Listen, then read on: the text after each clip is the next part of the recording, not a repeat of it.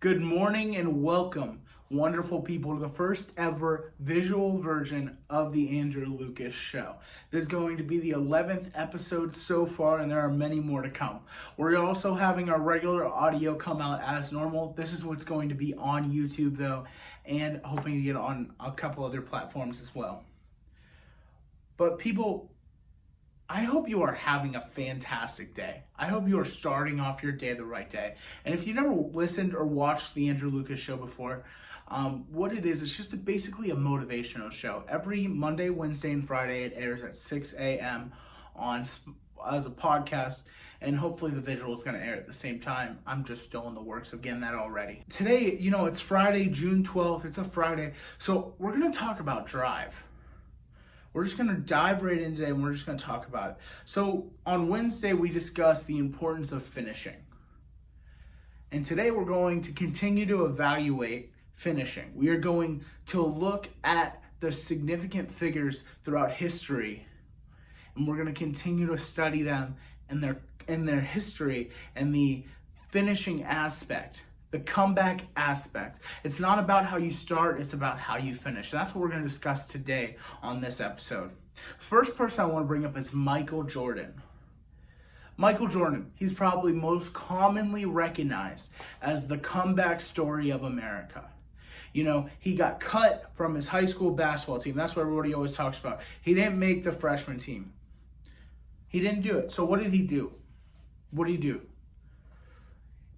He didn't sit at home and do nothing and just be like, oh, crap, I didn't make the basketball team. This is horrible. No, he got up and he just went after it. So what he did over the summer, every single day, he went out and played basketball. His parents talked about in the latest documentary, The Last Dance, he went out and he played basketball every single day of the summer. Every day of the summer, that's what he did. He said, it doesn't matter how you start, it's how I finish. Nobody is going to remember where you started. People are going to remember how you finish, what you ended up with. What are you going to be able to say after all these years of working for whatever company you're working for? So he got up off his butt every single day, just went to work. Finally, he got on the basketball team and eventually was one of the best players on the team, and then was offered a scholarship to the University of North Carolina. That's awesome, great, and that's where a lot of people stop, and that's the problem. So many of us stop right there. We hit our goal and we stop. But that's the thing about Michael Jordan. He didn't stop, he kept going. Finish, finish, finish was his motto. So he went and he played at North Carolina, and when he got there, he wasn't considered one of the best players on the team.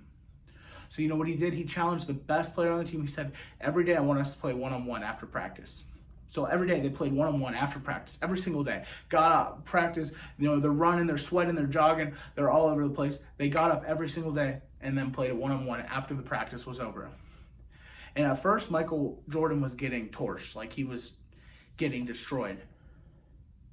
But then what happened? He said after 2 weeks, the guy who he played, he talked about how after 2 weeks, Michael Jordan was able to pretty much shut him out. Just the improvement over 2 weeks for Michael Jordan was insane. And that's the type of thing that we need. That's the type of improvement we need to attack every single day. That's the type of improvement that we need to strive for every single day.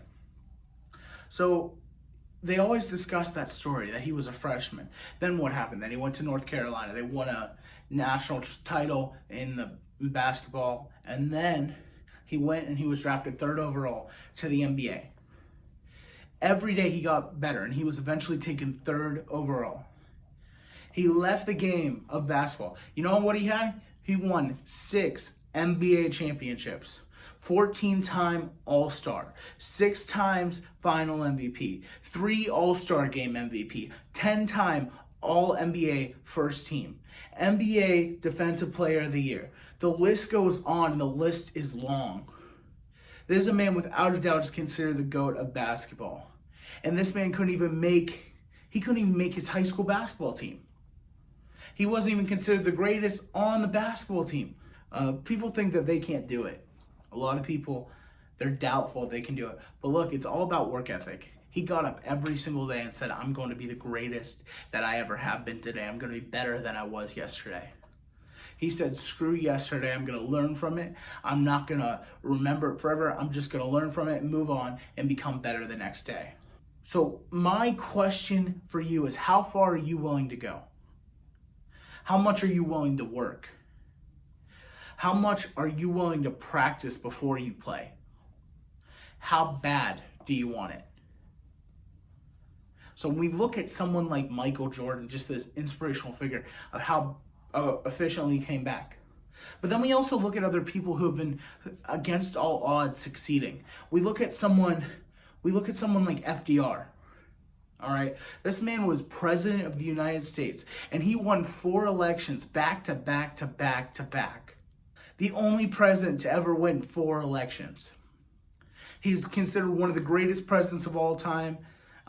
And he succeeded against all odds. He attended and graduated from the University of Harvard and went on to practice in New York City later in law, and then he became the New York governor. He was president during the worst economic crash in history and gave our country so many great speeches, so many great words of wisdom. And one of my favorites by him, in 1941, he gave a speech while World War II started and it was going on. He gave a speech, and they talked about how when he was in the White House, he was thinking about what he was going to say for this speech. They were talking about it, and they were talking about 4 fears going into 1941. This is on New Year's Day. He's about to give this huge speech, and it's that World War II is going on, so people are going crazy, and he's thinking about, I could be pessimistic, talk about 4 fears, but you know what? Instead, he goes and talks about the 4 freedoms, and he says there are the 4 freedoms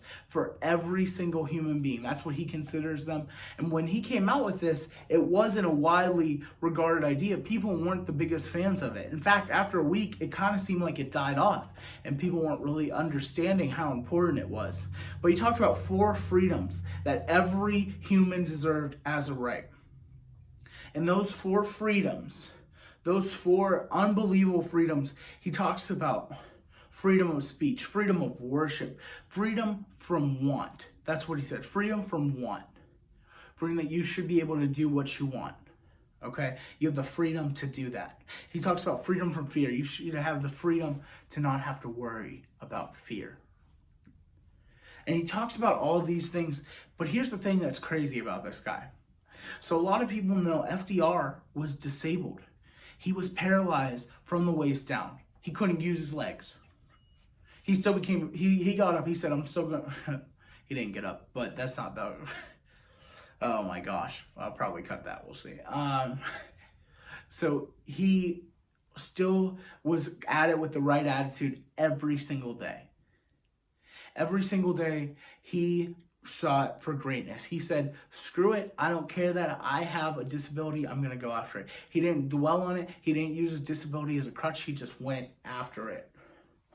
So these 2 figures that we talked about today are so influential. And one of them, they're so influential at such different times. One of them during our Great Depression and World War II, and the other during the 90s. In 2 different regions.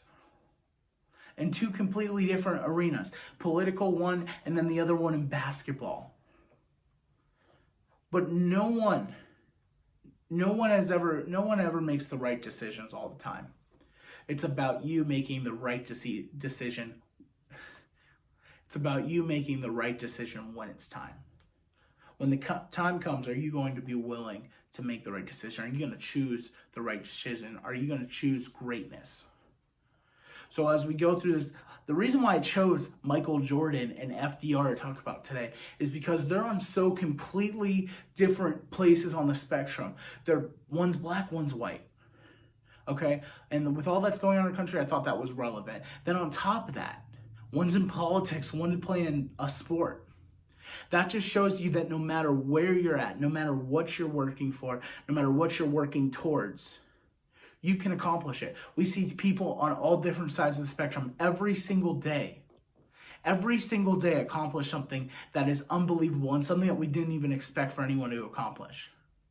So I really hope that shows you how important you are and how you can make a difference just like they did and how you can come back. I don't care how far you fell.